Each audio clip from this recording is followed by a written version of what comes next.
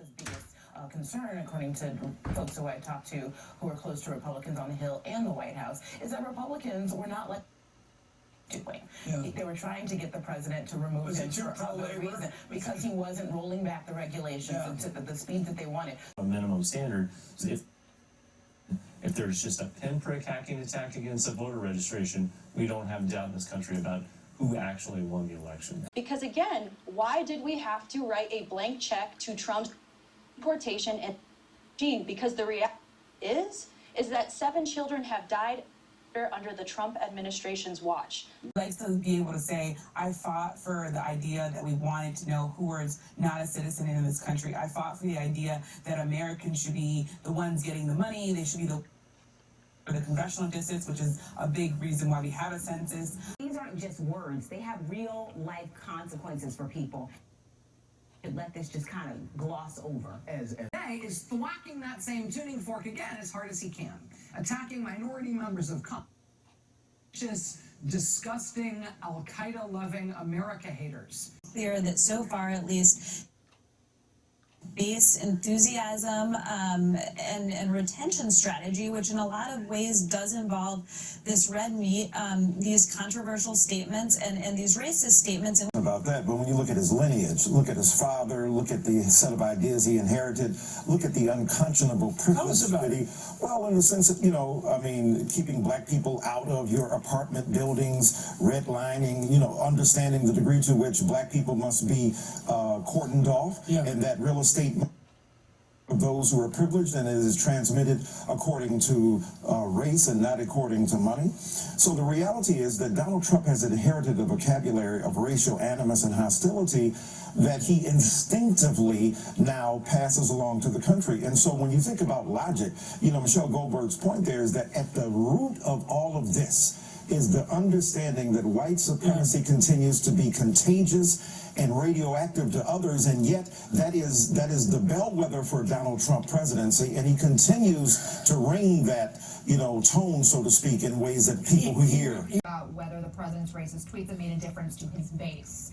Here again is what he said about the 4 congresswomen, quote, who originally came from countries whose government catastrophe. He goes on to say, don't they go back? The total crime invested place in fame. 3 of the 4 lawmakers he targeted were born in the U.S. The editorial with the New York Times, it's titled, "Trump's Going to Get Reelected, Isn't He?" And he writes about how this last round of the Democratic debates and this lurch to the left, that it really earned him. It's this complicated. Just nominating deep and finding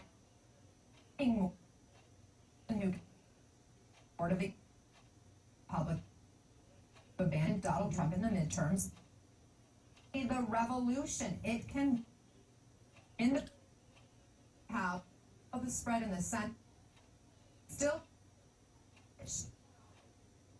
Of what Donald Trump has done in driving the conversation that we're having right now. Number of procedural possibilities here. They may still be being hashed out as we speak, but we are going to find out probably, as we say, also going to vote on holding the Attorney General, William Barr, and the Commerce Secretary, Wilbur Ross, in criminal contempt. Said this about his old friend, Jeffrey Epstein, who now faces new sex crimes charges. Great point, and I think when I was watching the first sets of debates, it was interesting to me how much the economy and basically who is this administration fighting for? The story in this book we've got to share with our viewers is about Mark Meadows, Republican, North Carolina, he of the Freedom Caucus.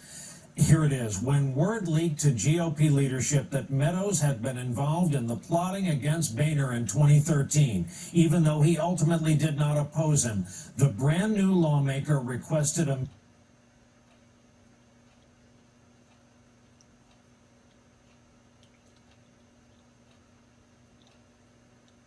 and puts it in front of his chest, Boehner recalls. He says, "Mr. Speaker, will you please forgive me?"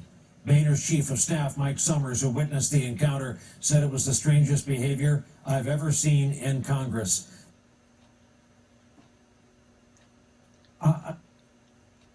era of fealty, or is this just the storyline we're seeing a lot of these days? Trump has trashed this country for years, right up until the moment, the instant that he got to be president.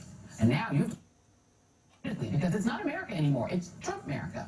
And if you don't love Trump America, and you don't love Donald Trump, you are not American. And you know what each side is going to say in basically what amounts to a court hearing, a court trial.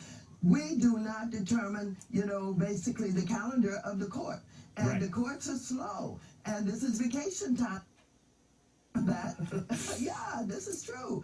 And so what we're doing is we're doing everything that we can in the investigations. So far, we're working well with the courts.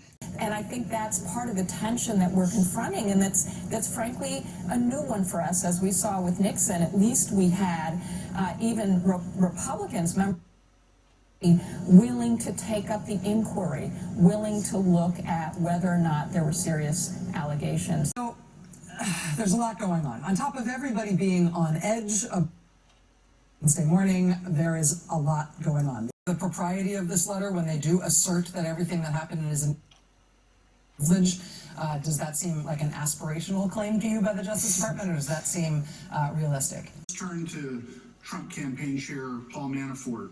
Did in fact your investigation find any evidence that Manafort intended to use his position as Trump's campaign chair for his own personal financial benefit? Because I think he believes, not just as a matter of DOJ policy, but actually as a constitutional matter, that determination is left solely to Congress. That is really made by the executive branch. They have to stop short of that. The President of the United States should this and shouldn't be cavorting and inviting and flirting with what Mueller says and charged as Russian election crimes.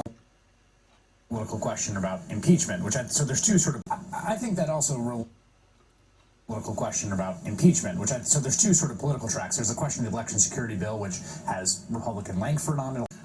There had been the end of today's testimony that Mueller shouldn't tread outside the bounds of his report, and he shouldn't talk about uncharged third parties, and he shouldn't talk about any decision-making processes. And he did reference those boundaries at times today, but he sure. When you and I, who both read this investigation yielded 199 criminal charges. Counterintelligence goals of our investigation, which were secondary to any criminal wrongdoing.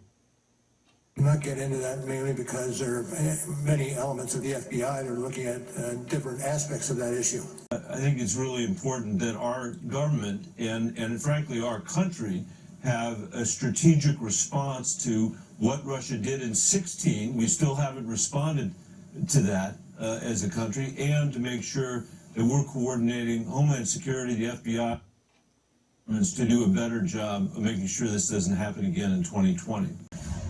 I think we are in a situation of a national security crisis that is only going to get bigger. I think the Russians are running a strategic political warfare operation against the United States. What appears to be happening is that they are running an operation to or influence their preferred candidate to get into the White House. Democratic establishment of choosing a presidency is under attack right now, and we really need to take this seriously. And defeat all terrorism must be stopped. I am praying for the victims of the shooting in El Paso, and I'm asking that all Americans against all forms of terrorism. Naveed, if were to come back this week, which a lot of our guests this couple of hours have said they should. That no matter what color you are, today we learned that a domestic terrorist is someone who is intending to intimidate a civilian, and that's what we're facing. I'm all running, like looking down how Newcomb's stairs are, looking down, you can see it. And you just see people running every way that they could. The NRA is likely huddled up with President Trump, planning control around these shootings, and we have to beat their lobbying arm, and get these laws passed. New York has passed multiple gun laws this year alone, including the red flag law. We heard the president on a federal level. That law would have been very helpful in Dayton, Ohio, where many knew the shooter had issues. There were red flags in advance. Both No other nation on earth comes close to experiencing the frequency of mass shootings that we see in the United States. Developed rates the levels of gun violence that we do. We should soundly reject language coming out of the mouths of any of our leaders that feeds a climate of fear and hatred or normalizes racist sentiments. What I want to begin with is that the civil rights law that enabled a lot of the lawsuits that you were talking about, in fact, all of the lawsuits that you were talking about at the beginning of your show against racist groups, comes under a heading of civil rights law in which the plaintiff's attorneys, these private attorneys who are bringing those cases, are referred to as private attorneys general. To your point about how, what do you do if the William Barr Justice Department, if the Justice Department doesn't take the action? And Congress was anticipating that by creating what they, through these laws, what they call private attorneys general. There's Chick-fil-A.